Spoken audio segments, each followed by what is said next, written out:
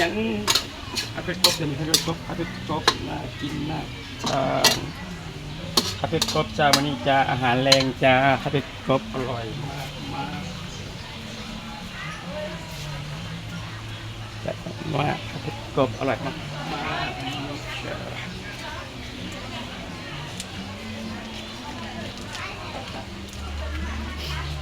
เป็ดกบแซ่บๆจ้า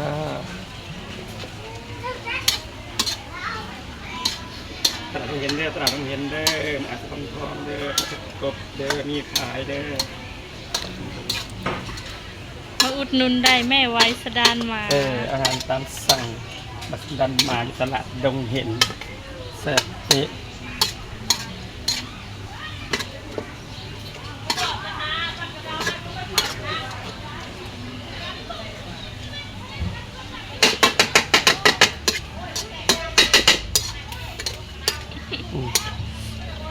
เพราะว่าตลาดดงเห็น